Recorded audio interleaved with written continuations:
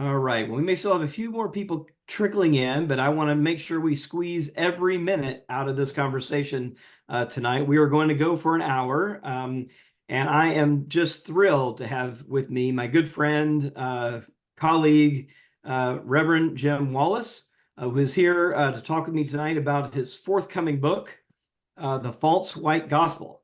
And Jim, so thank you for being with us tonight. I'm so glad to be here with you, Robbie. I really am. And all your folks. This is terrific.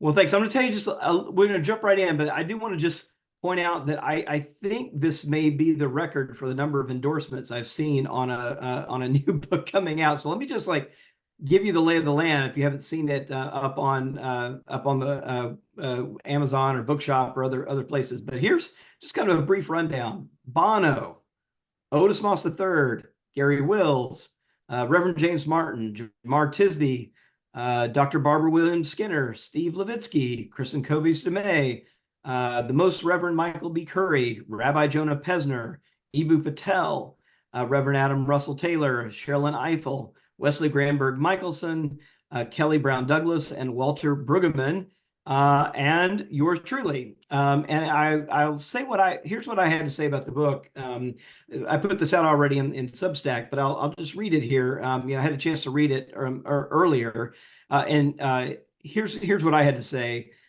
Drawing on more than 5 decades of experiences as a minister and activist, Reverend Jim Wallis sounds the alarm, arguing that the rise of white Christian nationalism is not another symptom of partisan conflict, but a false white gospel that threatens to destroy both democracy and the integrity of white churches. At this hinge point of American history, this book is an important and urgent call for white Christians to undertake a new discipleship out of whiteness and to unequivocally declare their support for the equality of all. So, Jim, thank you for this new offering, this new labor of love on your part. And I want to just start with kind of a big picture question for you. You've had the benefit of being at this work for decades. You founded Sojourners in 1971. I think I've got that year right. And you've been like one of the few white Christians that have had your eye on the central problem of racism and the white church all the way back. So I want to ask you from the benefit of that long span, that long view, where are we? What's different about where we are today, and that really pushed you to, give us this new book? Well, first of all, a big thanks to you, Robbie, not just a friend, but a kindred spirit around all of these things. You're right, I have been at this for a long time. So I have a lot of relationships, and all those endorsers are friends who feel the same thing that I do about this moment. So to your question, America's original sin has evolved and grown over the years, and I think it's now reaching a crescendo. This isn't just any time. I see an urgency in the moment that I haven't felt in all those 50 years, and really going back to the Civil War, that the test of democracy going forward, whether it will go forward, and the tests of faith, the integrity of faith. You have political leaders who do want to bring down democracy, and you have religious leaders who are trying to help them do that. So if you care about church and state, as we both do, this is, I think, I've written lots of books, but this is the most timely book that I've ever written, I think. And I'm feeling the battle politically. In one sentence, there are people who want to prevent our changing demography from changing our democracy. That's in a sentence: voter suppression, gerrymandering, intimidation, violent threats. But even a deeper level, this is a battle between our better angels and our worst demons. And Robbie, as you and I know, America's worst demons of race run very, very deep. So I don't know how to quantify Mhm. for an election uh, the overt, direct, ugly use of white racial grievance, and deeper than that, these demons that go back right to our beginnings, as your book pointed out, not just to when America started, but long before, coming with the doctrine of discovery. So we're stealing the land of one people and committing near genocide against them while then kidnapping an entire race of people to do all the work. And this is what it was from the beginning. And so all along the way, we've been fighting and battling and as my students today at Georgetown were asking about hope, where's the hope? Mm. And this is an Easter book coming out just at Easter time. And for me, it's a book about both resistance and hope at the same time. Thanks, Jim. So, and just to make sure I say this right up front, the book is available for pre-order, even though it's not coming out. What's the official drop date? April 2, Tuesday, April 2 is the official Okay. Yeah, launch. so we're just a few weeks away, but it is available for pre-order. And did you hold it up yet? I don't have a Oh, concrete one in my hands, but Jim's it just just came, arrived on his came porch. to my door, yeah. So there's there it is. It's pretty, the title's pretty clear, The False White Gospel, and the subtitle is Rejecting Christian Nationalism, Reclaiming True Faith, and Refounding Democracy. Hmm. The yellow here is Eddie Glaude has written the forward, and he uses that language of refounding,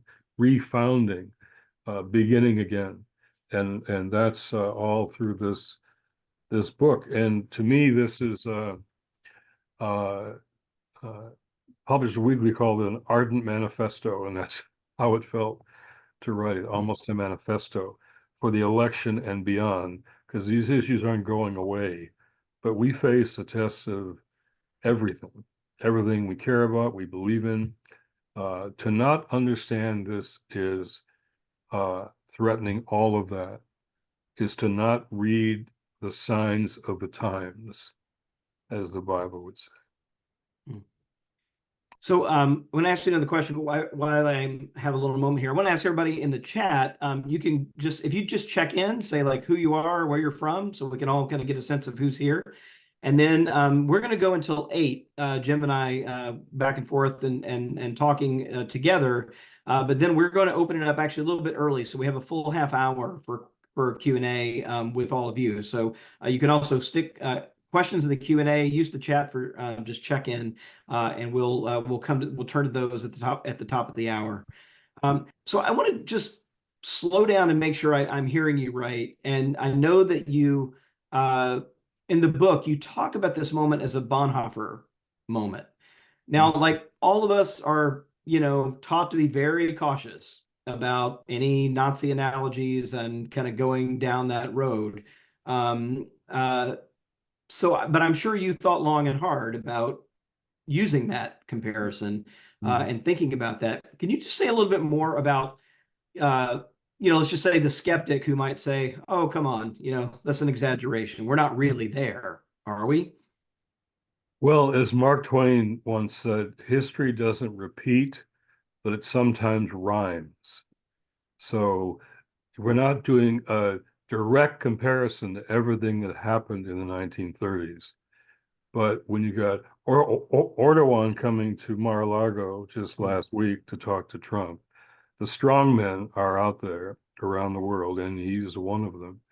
And he's not apologetic about saying what he will do to the Justice Department, to civil service, to his opponents, threatening with violence and all kinds of things. This is a moment that is that kind of moment. And we've never had quite this moment before. John Meacham, the historian, also Episcopalian, is saying democracy is always dependent on just enough people doing the right thing at the right time, often very close. 51-49. We're in that moment right now. And I can't predict or say who's don't name Hitlers, I name strongmen who rise up. And Stephen Levitsky, who's quoted in the book extensively, the Harvard scholar, who wrote a book I want to recommend to all your listeners, The Tyranny of the Minority, how the system is Yeah, no, struck. great book. That's right. It's struck. We don't have a majoritarian democracy. Most countries, if you win the most votes, you win the election. But not here. And so we have the Electoral College and the Senate. We have a, a process skewed to the minority, to the wealthy, to the few. And so, you know, the Republican Party is, as a party, engaging. I just find it extraordinary. As a party, they're engaging in voter suppression, which means I want to say to all my white Christian brothers and sisters, are you comfortable with your party trying to suppress the votes of your Black brothers and sisters in Christ in the Black church? Because I'm working on those issues in 10 battleground states. Clergy, we're training 1,000 poll chaplains to protect the votes and de-escalate conflict. And so what I'm trying to do here is offer not just what's wrong, but a way forward. How can we try and move forward here? And so the book is mostly about 6 iconic biblical texts that I've studied and restudied and reread and read all the scholars. They're familiar texts to many of us, but they can be refreshed and reframed right now and applied to this moment. Like we hear political noise, Robbie, all around us all the time. And part of our job is to listen to the noise. That's part of what you and I do. But I imagine the noise all around me when I first went back to Genesis 1:26. In the middle of the noise, then God said, I love that. Then God said, you be quiet. Then God said, let us create humankind after our own image and likeness. And God did. And that's the foundation for all of our earthly talk about human rights and voting rights. So I say in the book, in a statement that will get me some controversy, any attack on the voting rights of anyone because of the color of their skin or any other reason is an assault on Imago Dei, an assault on the image of God. The book is saying these issues aren't just political or media. They're deeply theological. We need a theology of democracy. And the book tries to lay out what that might look like. So text after text helps us learn how to talk about this, you and I know that, you know, what you call white Christian nationalism, I believe is idolatrous, to use that word. It's false worship. And it's a heresy. And to use that kind of language, people say, what do you mean? Well, heresy is what draws Christians away from Christ. And that's what we're facing now. So Jesus was suffering identity theft when those who marched and took over the Capitol shouted his name or held Christian flags along with their Confederate flags.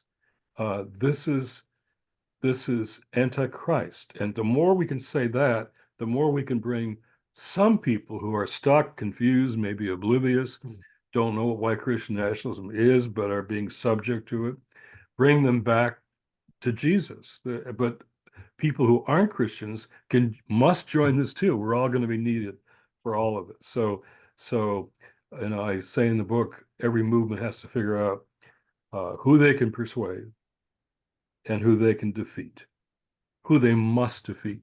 I mean, non-violently at the ballot box, but we've got to be very clear about persuading people, if we can, and calling them back to whatever faith still motivates them.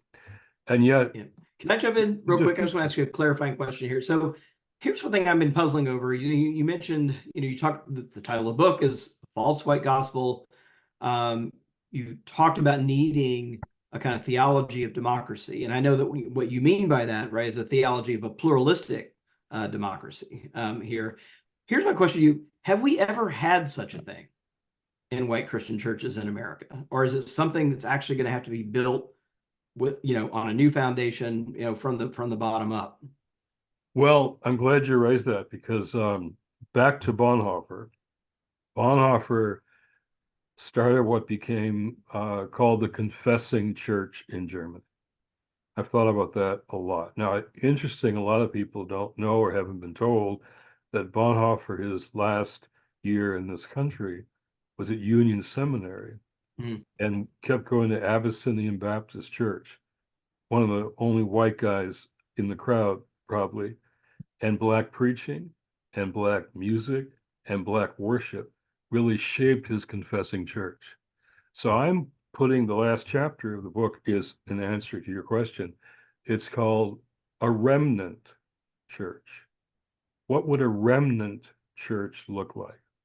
And I don't think it will ever be a majority of white Christians. I'll just say it. I don't think so.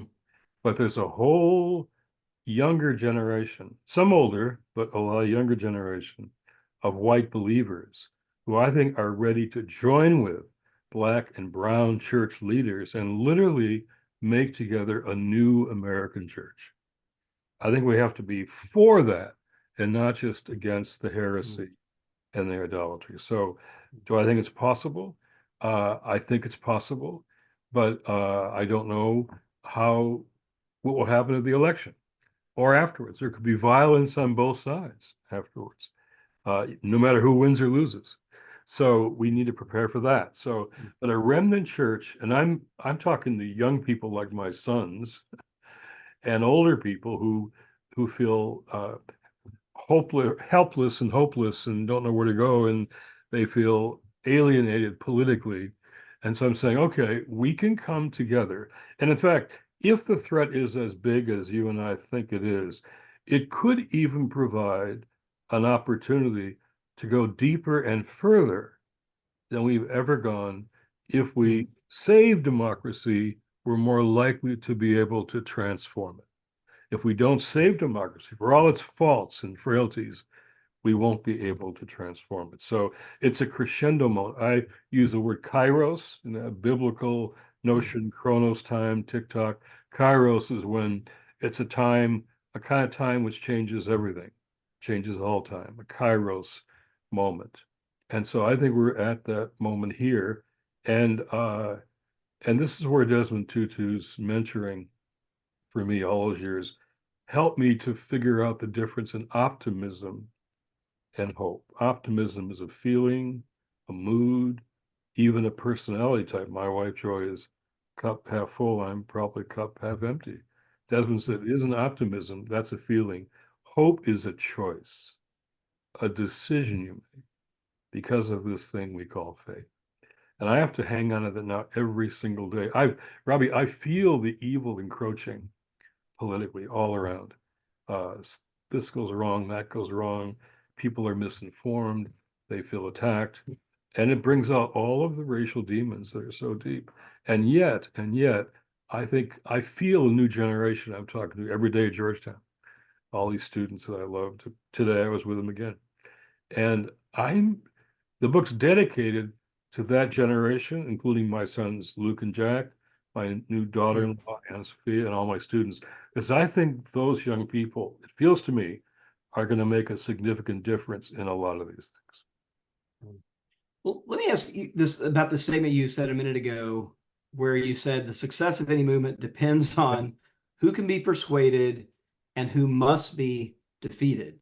And I want to say that, like, particularly as I've kind of made the rounds, the first part of that, I think, particularly in kind of more progressive Christian circles, easy. People wrap their arms around that. Yes, we got to engage. We got to kind of love our neighbor. We've got to kind of put our arms around people. We got to try to meet them where they are. Like all of that, is, I think, important. But I think that's a kind of more natural instinct. But I want to focus on the second part because I think it's the harder part, right? Who must be defeated? Because I think if we pose the problem, the primary problem is polarization, then the solution must be depolarization, right? And sort of only reaching across the aisle, building bridges. And I think, there's a place for all of that. But there's often, I think, not room for what you're saying here and this thing of who must be defeated. So how do we think about doing that from a faithful Christian place, right? Where there are people who must be defeated politically. Um, and even like say that out loud, I think some people kind of like, flinch from that because it sounds maybe unchristian from the way they're thinking about um, uh, how a Christian comports oneself in public life. So maybe help us think about that piece. And why did you, I mean, you've got that in there and it's clearly important to you, but how do we think about who must be defeated and what does that look like? Well, I'm committed to trying to reach out and listen and build bridges. And this book offers tools for doing that. I mean, you've been out on the road and have had some surprises from some white people, even in rural states, who are trying to step up to what you're talking about. And you and I talk about that. So I'm not giving up on that. However, uh, there are political leaders, and Donald Trump isn't a Republican. He's not a conservative. This is the movement of someone who, from his very beginning, has used racism. Who's a racist? Using racism is even worse for his own benefit, for his own power. And his movement is now, I've got lots of Republican friends who feel completely shut out of their party. I did a column last week on here's what is being said by the MAGA movement and Republican leaders. How can you Republicans accept that? How can you allow that? And a lot of them tell me privately they don't believe it, but they're saying it. And during the 1930s, you had uh, people who said, well, there's a lot of grievance out there, but we'll be able to control him. He can win this way. We'll be able to control him. And then there were business people who said, well, but he's going to make us a lot of money. This chancellor candidate. It's going to make us a lot of money. And I think once he gets in, we can make our money and we can control him. And I want to be honest here, the left, the communist left, also contributed to Hitler's rise. They kept attacking people who weren't just like they were or didn't believe everything. They attacked the center, and it really took away some people for the combination of things: business people, angry Germans, the racial ideology of Nazism. At the heart of it was a racial ideology. And I think sometimes the left saying, well, we'll just blow this up and somehow we'll do better next time. And that's not reading the signs of the time. So I want to defeat the political leaders who are lying. The book has a chapter, all these texts. Jesus said, you'll know the truth, and the truth will set you free. He didn't say lie less. He said the opposite of truth is captivity. Truth and freedom are indivisible. There are politicians lying, and they know they're lying, and they're holding people captive. I want to set the captives free or help with that. And I want to defeat those who are lying as a matter of course now. Or when the Good Samaritan text, the Judeans didn't think there were any good Samaritans, and Samaritans were otherized and talked about the way you hear people talked about now, making neighbors into others and enemies and dangerous people. And then Jesus chose the Good Samaritan, the lawyer. By the way, I think it's a Washington lawyer who asked Jesus the question, "Who is my neighbor?" You could tell that tone of voice, not who is my neighbor, how can I get out of this, right? And who is my neighbor is the most important question for democracy. And the Good Samaritan becomes the other, helping one other to him. So the chapter's title, Your Neighbor Doesn't Live in Your Own Neighborhood, probably doesn't live in your neighborhood. So I'm trying to take a text to open these things up on truth, on neighbor. And that means that some things are right and some things are wrong, and people are pursuing things that are dangerous, that are harmful, that are false worship of a nation, and that are antichrist. Racism is antichrist. So I want to defeat that. We have to defeat that wherever we are in our own, whoever we are, wherever we are. We have to tell the truth, and the truth make us bold enough to speak to those who are lying, who are doing terrible things, saying terrible things about immigrants and people of color who they're trying to manipulate and distort and just marginalize from politics. So we have to defeat that. If we're Christians, we can't allow that. We sure can't vote for it. We shouldn't just say we're against it. We have to try and defeat it in whatever ways we can in these months ahead. And that the other thing is partisan. This is not, let's be nonpartisan. This isn't about Republican, Democrat, liberal, conservative. This is about a threat based on racialized ideology, and it's autocracy undergirded by theocracy, right? Autocracy is coming, and theocracy who wants to control. And that's where you speak to the history. Dominionist theology goes way back. A whole lot of white churches have held this belief for a long time. This isn't new. This is the worst of what we've been for a long time. And I think we have to defeat that theologically and spiritually and not just politically. Does it make sense? Yeah, no, thank you so much for that. So I would apologize. It looks like the chat is been disabled. So sorry about that. I asked everybody to check in and it's not available, but we do have some questions in the Q&A. So let me just invite everybody to go over to the Q&A box and add your questions. So I'll start with one that's here.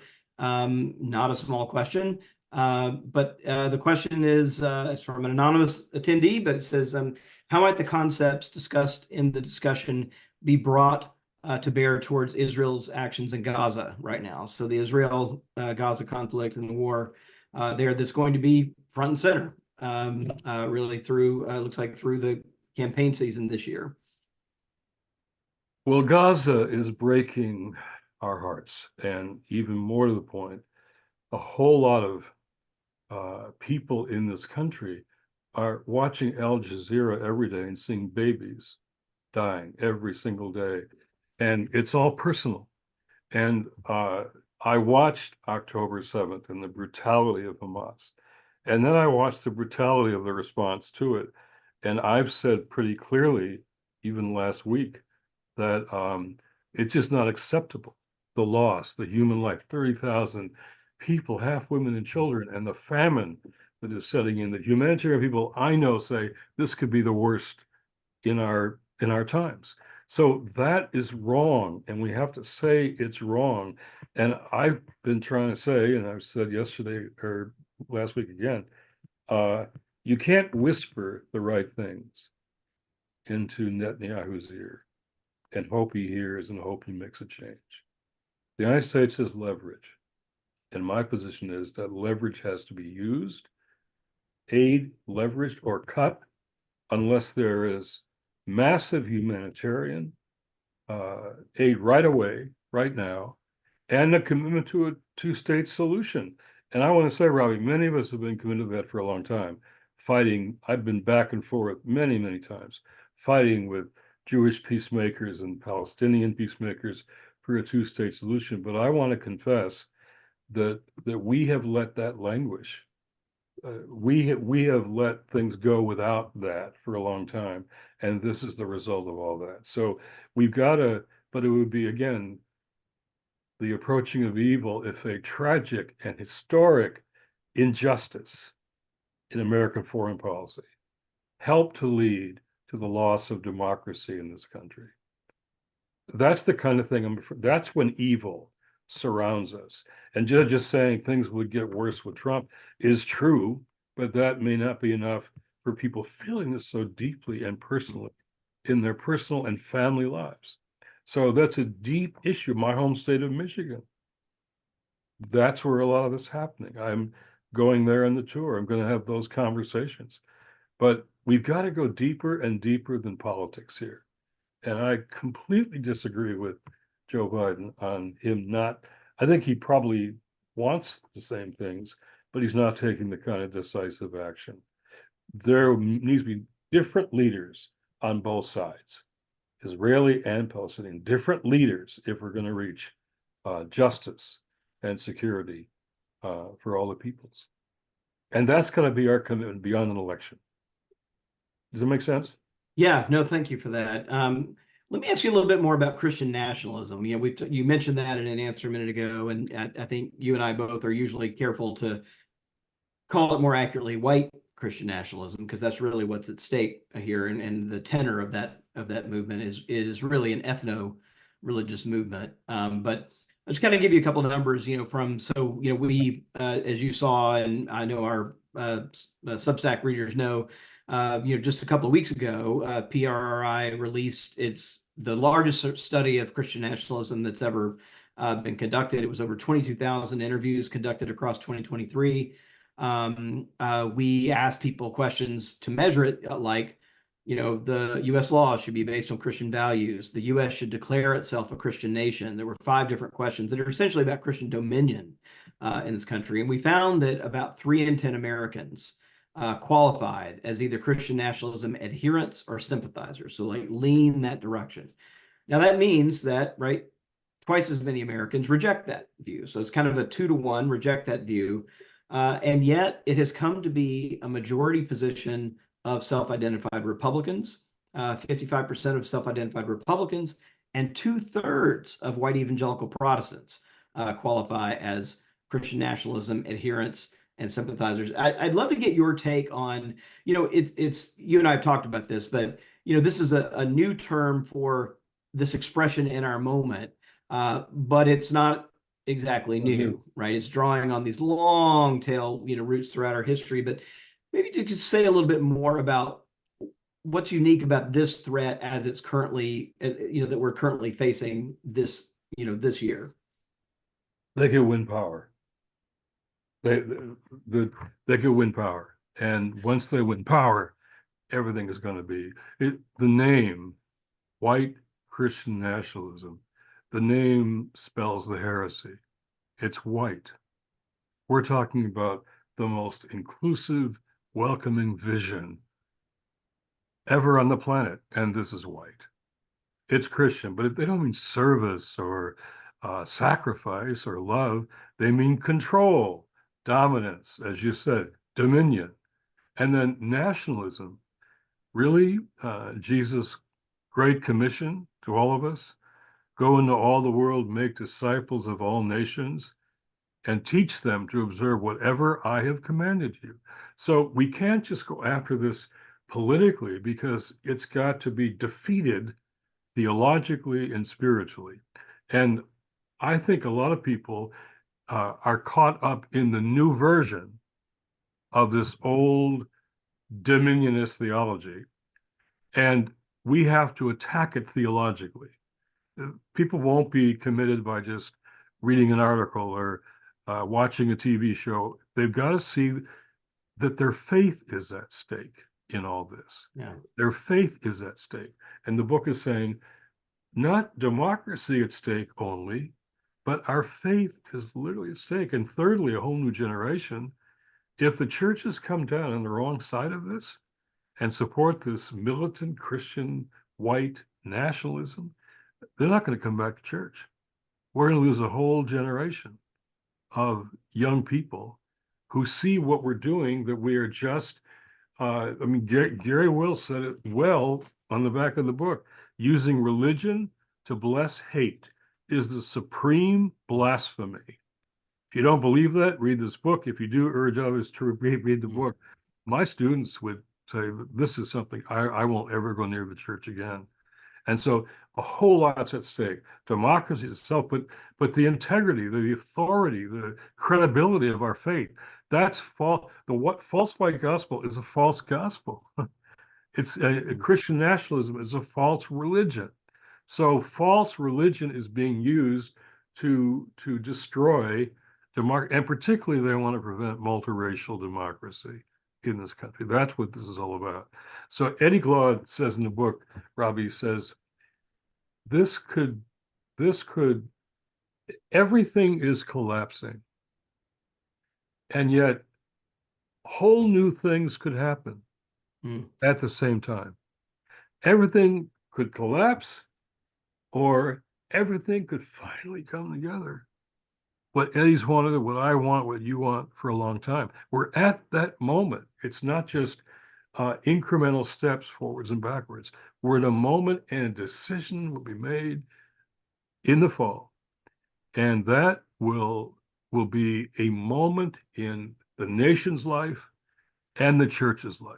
And this book talks about how both are important. Both are important, and put them together.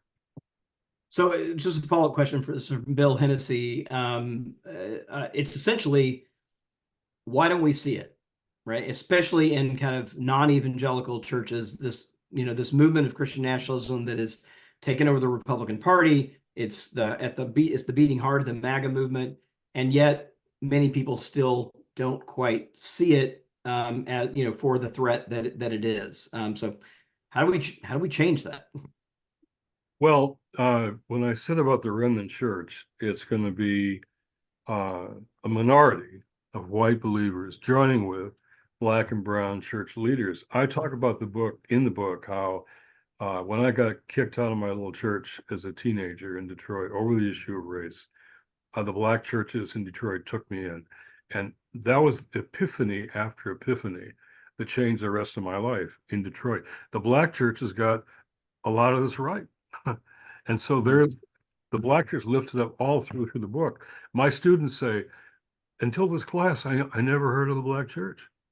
These are graduate students in Georgetown. I never heard about Catholic social teaching. And it's a Jesuit school. So it's been hidden. People have been like the Galatians 3:28 text, which is one of the chapters here. In Christ, there's no more, Jew and Gentile, male and female, bond and free. I learned that was a baptismal rite in the early church. That text was read at every baptism. Imagine, Robbie, in American baptisms, if we said these divisions, race, class, and gender, always there. Our community following this Jesus, we are committed to overcoming and transforming those. We're not perfect. We'll make a lot of mistakes, but that's our vocation. It's not just extracurricular.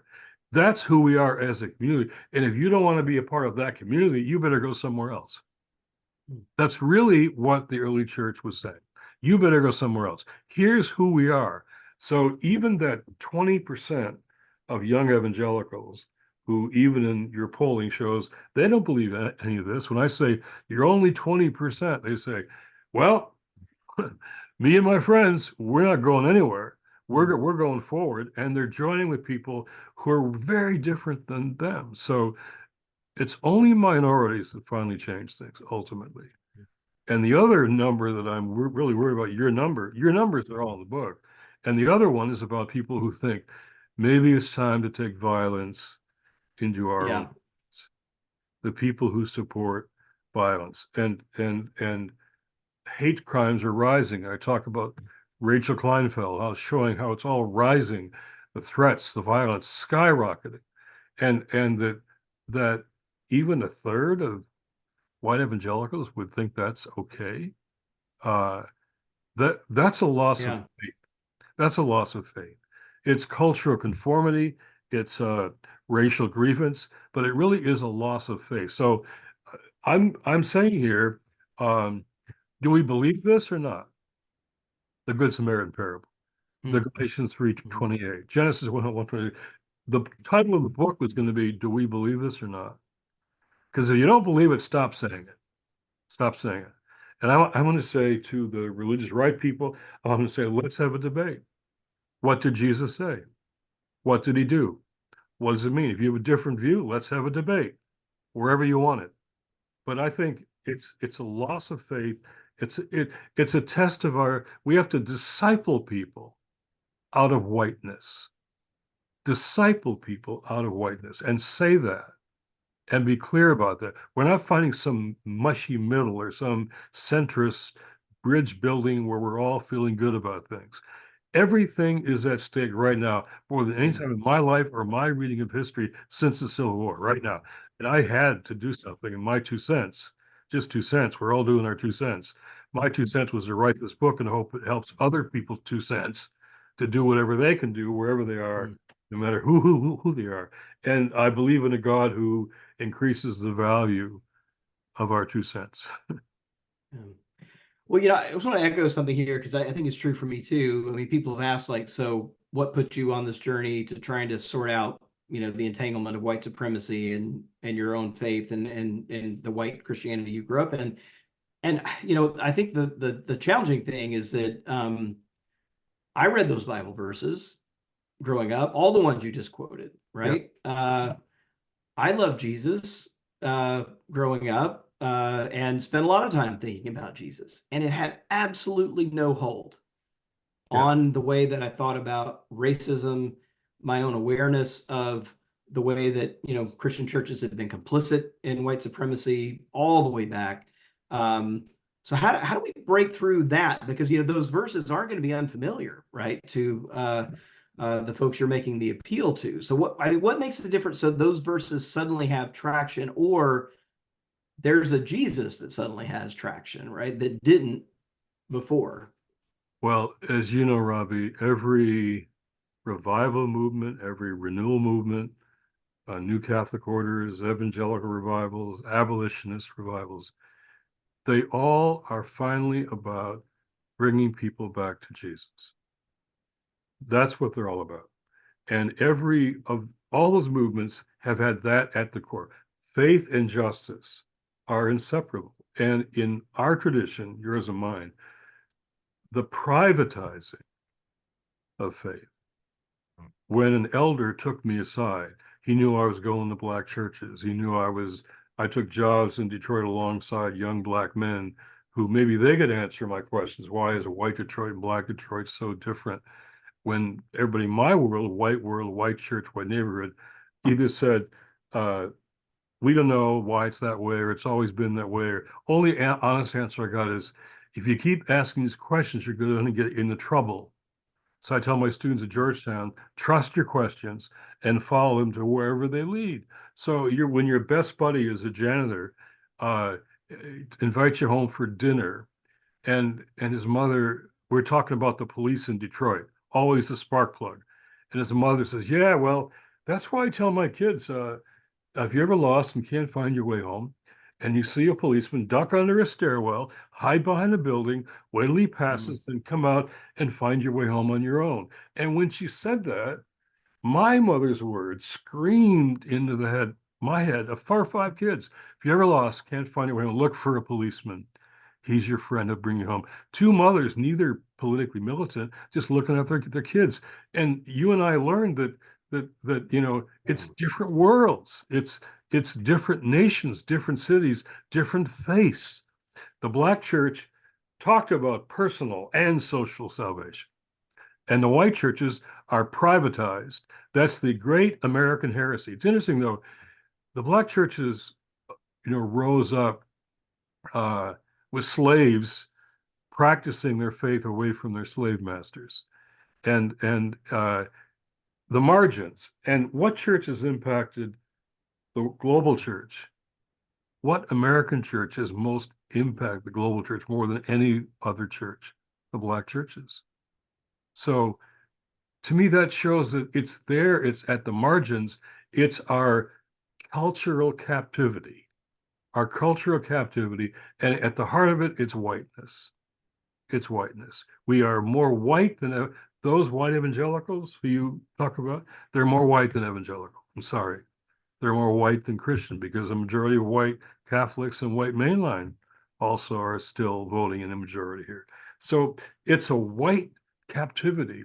It's a white conformity. It's a white idolatry. That's what you and I have been saying for years is at the heart, unless we repent of this original sin. And repentance doesn't mean feeling guilty or sorry. The word means turning around and going in a whole new direction. And there's enough people who are going to fight for that I have alongside me, that I'm alongside them, and their allies, and those people talked about here. And we're going to make this fight. We're going to make this fight with everything we've got. Thanks, Jim. All right, I'm going to try something here. My technical skills on Zoom are not great, but Jonathan Brownson, I think I'm saying that name right, had his hand up quickly. I think I can click a little button here and allow him to ask a question audio. So we'll see if this works. If not, Jonathan, stick it in the Q&A, but I'm going to try to see if I can unmute you here. All right, let's give it a shot if you're still there.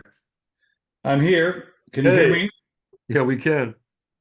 You both are kind of my heroes, and I'm resonating with everything you're sharing. I am going to be going with a group of 10 Chamber of Commerce folks from Holland, Michigan to Washington, D.C. in a week.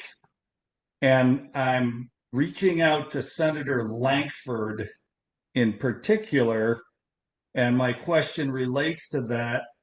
Is there a place for Christians to come alongside Republicans like Senator Lankford, who are being censured by their own party because of genuine efforts to solve problems in a partisan way?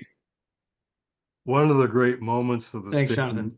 State of the Union was Lankford when they showed him, and Biden was saying, we had this bill, this immigration bill. It was a very tough bill. It would have changed this and this and this. And they're booing, and he's nodding his head, saying, yes, he was on the committee that put that together. And they're just, that's why this is so scary. They're not Republicans who disagree with each other. They are totally marginalizing anyone who has any disagreement whatsoever. The danger here, Stephen Levitsky would say, is what have been always on the edge, fringe movements that get stronger or weaker have been taken over. A whole political party, a whole party for the first time has embraced this. And it's a culmination, as Robbie and I both know, of Republican politics that go way back when civil rights bill passed, voting rights bill passed, and Republicans went after white grievance. That's where they're going, and they've done it for years. And this is the crescendo of all of that. So I've been in rooms with Langford and others too, and the book tells stories about being in rooms with Republicans who felt appalled by the separating of children, immigrant children, from their families, and they didn't know what to do, and they felt how to speak to the president. And we had talked, so many in the room. There's senators sitting on the floor because they want to talk about faith. And out of that came a letter telling Trump to stop doing this. And he didn't do it again, but he'll do it again if he wins this election. So are there people? Yes, but in the Republican Party, but they feel completely marginalized. The danger is a whole party has taken up the lies, has taken up voter suppression, has taken up the racial grievance, and I would say the worst demons of original sin. And we've not seen that complete captivation before, and that's what we're facing now. And people like Langford don't know what to do, don't know what to do. Because even people who, McConnell just spoke, endorsing Trump after January 6th, called Trump morally responsible for what happened. And now he endorsed Trump and he's retiring. This is a takeover. It's a political takeover. It's a theological takeover. It's a spiritual takeover. They're trying to do a coup, Robbie, on the country. They're doing a coup in the church. They're doing a coup in the church. And this book is to resist that coup for the country and the church. We've got to rise up to that coup and say, win or lose. And Bonhoeffer lost a group of seminary students. We're talking about this at Candler, and they said, but he lost. He was hung in the concentration camp. And yet he inspired the whole movement in South Africa. And here we are talking about Bonhoeffer today. None of the German churches who supported Hitler were remembered, but win or lose, we've got to speak the truth to our faith as we know it, and then be willing to sacrifice whatever for it. We're at that kind of time. And I no longer feel this is anything rhetorical. I feel it. I feel the evil crouching in all around church and state. And I see people just being subject to distorted religion. And we have to stop it. We have to do everything we can. So we're going to be going 15 cities in the first 3 weeks in Grand Rapids. Why do you go to Grand Rapids, Michigan for a book tour?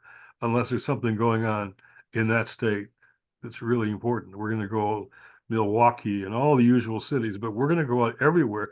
I want to turn a book tour into a town meeting tour for faith and democracy. So there'll be local people, respondents, conversations, not just for a book tour, but for the spring and the fall, all the way up to the election. And we're training poll chaplains to stand in polling places. We had last time armed white men are in black voting places with their guns. And we surrounded them with collars and robes. If Democratic activists had done that, it would have been we took them out. We took out Trump trucks with shotguns and Trump flags and Jesus flags and Confederate flags. We surrounded those trucks in front of black elementary schools or polling places. And we just say, you're in the wrong parking place. You're going to get a ticket. We're taking you out. So we're going to be in there for information and conflict resolution, but we're standing in the polling places where things are most at stake in all these battleground states. So I'm preaching here now, but it's time for us to not just say what's wrong with the people who are wrong, but to say they're wrong and we're going to try and defeat you at the ballot box. Can I just say, I'm going to go to another question here, but I'm deeply worried about what you just said. And I've been talking to other people that, we saw, we can no longer say, right, that we have this unbroken stream of violence-free, peaceful transfer of power in this country. We can no longer say that. Yep. I'm really worried that we're going to see a body count on election day. With exactly the kind of thing you're talking about, where they're going to be armed, white Christian nationalists with this kind of toxic ethno-religious, mix, and armed to the teeth, right? And where are they going to show up? They're not going to show up to the white suburbs. They're going to show up to the battleground states, and they're going to probably show up to the polling places that were challenged in the last election, which were majority black and brown polling places, and that's just a powder keg, right? Waiting to happen. So I just think that's like super important. But let me just go to another question here. Look at faith. Yeah, go ahead. In the book, I talk about Face United to Save Democracy. Barbara Williams Skinner and I are doing this together with Adam Taylor, lots of people, and it's black clergy led, but imams are joining, rabbis are joining. We're going to be in those polling places with our collars. And so we're going to stand up to that. And we've actually had a retreat with faith leaders 2 weeks ago. We have scenarios for the violence that's likely to occur, what we would do if this, or we got to prepare for what happens after the election, on election day and after. And we got to put our faith on the line against all that, because it's that kind of moment. And I'm scared of that too. Yeah. So just a quick question here, and then I have one follow-up to kind of round it out. So there's a question from Elena about, part of the problem is that, as King was famous for saying, right, 11 a.m. on Sunday morning, still one of the most segregated hours, in America. It's less so because there's less people in church, but if you just kind of put it around the people who are in church, it's still largely true. The last numbers I look at, we're still 85% of America's churches are essentially monoracial churches. And I think for you and I both, Jim, like, we've both talked about like what really changed us and what I think, made us see beyond a kind of white Jesus, right? A kind of, and then Martin Luther King's like, words that just have haunted me ever since I read them in a letter from Birmingham jail, that all these white people sitting safely behind the anesthetizing power of stained glass windows, right? That's instead of churches enlivening our conscience and moving us out into the world, they lulled us to sleep, right? That was the role. But how do we, given that we're so racially segregated socially in this country, right? That there's just not a lot of mixing. We asked Americans, like, how many of their close friends, white Americans, how many of their close friends are non-white. 9 in 10 white Americans, say their social networks essentially all white. So, how do we get churches, I think, and what have you seen work, I think, to get churches out of their white bubbles so they actually have these relationships and connections that kind of help them see things a little differently? Yeah.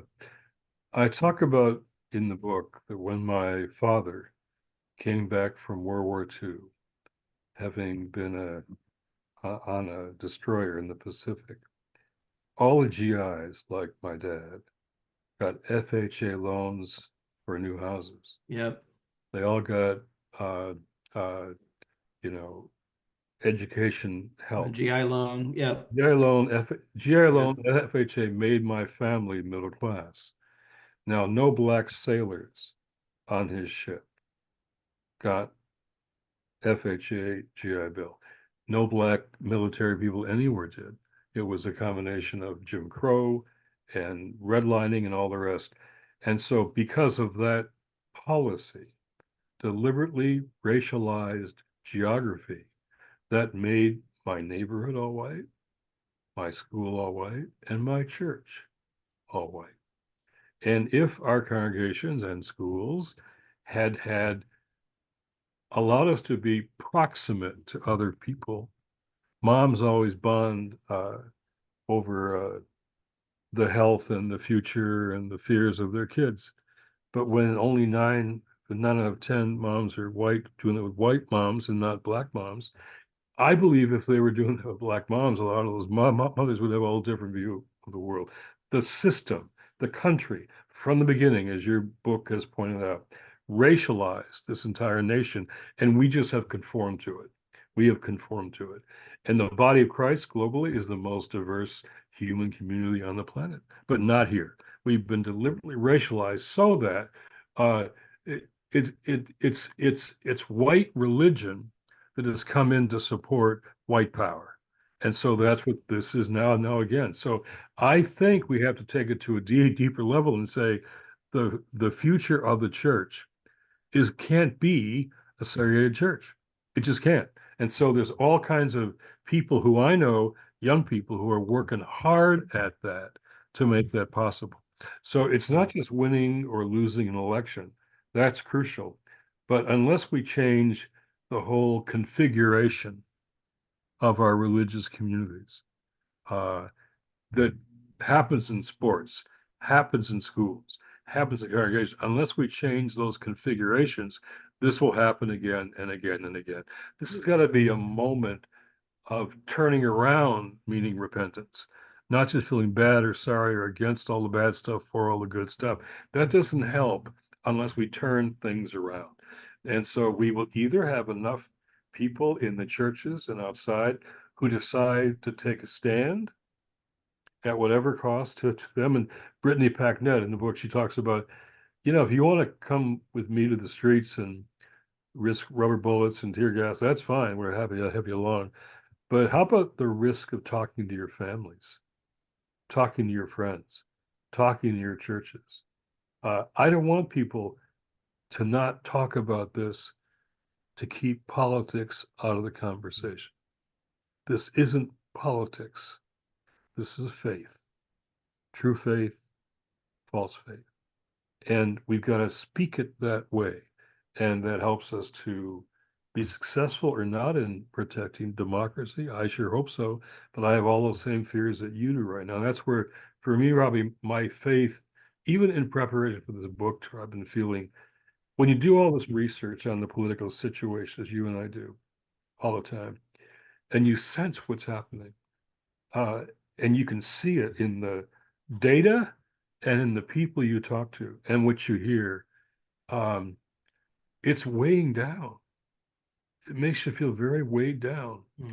And I have, in the last couple of weeks, felt I'm weighed down and I've got to be still and know that I'm not God.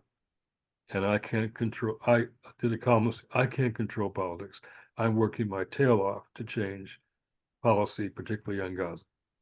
But I can't control it. All I can control is my own choices, my own messaging, where I'm going to be, what I'm going to do in the next several months and on election day and beyond, as you rightly pointed out. That's what I can do. That's what I can change. And then I do believe in a God who takes your 2 cents and gives it more value. But I think everything is at stake now, not just for political democracy, but for the integrity of faith. And it's going to be a remnant church of some kind. on the losing side, perhaps, but we're going to come together no matter what happens. We're not going to sell out or submit, or I mean, I'm ready to give everything for this. And I think a lot of other people are too. And that's what gives me the hope. I can't control the events, Robbie, that you and I look at and, roll our eyes. But I think we've got to stand up and step up, step up and sacrifice. That's what we have to do right now. Well, thanks, Jim. We are right at the 8:30 mark. So I just want to say thank you so much for this book. The book is The False White Gospel, Rejecting Christian Nationalism, Reclaiming True Faith, and Refounding Democracy. And it's out in just a few weeks, but it is available for pre-order right now. You want to hold it up one more time for everybody to see? You still have it handy there? Yeah, and the website will have where we're going around the country. I'd like to see some of your folks on the road. We're going to gather people, Christian or not. We're going to gather people together to talk about, in fact, what it means for us. So thanks everyone for your questions. We did not get to all of them, but I really appreciate all the questions. And then Jim, we are going to be together in just a couple of weeks for the official launch event for your book. Do you want to just give a couple of details about that and then we'll wrap it up? Yeah, it's March 26th. It's during Holy Week, Tuesday night at Georgetown. And we're able to help launch Robbie's last book. I moderated. We're swapping. He's moderating this time. Eddie Glaud's coming. Bishop Vashti McKenzie's coming at Georgetown, and we're going to put that all over the air too. But it's going to be saying it's time to stand up. Let's do that and do that together. I don't want people to feel alone. The worst thing is to feel alone. This book is trying to say you aren't alone. I can't control who wins and loses, but you're not alone. We are together in this, and everything I do on this book is going to hopefully make people feel that they're not alone. Well, thanks, Jim. It's really an important gift at an important time. And so thank you. Thank you. And thanks, everyone. We will see you on the Substacks. And Jim, by the way, has a great Substack newsletter as well. So if you're not subscribed to him, let me recommend that you do that as well. All right. Good evening, everyone.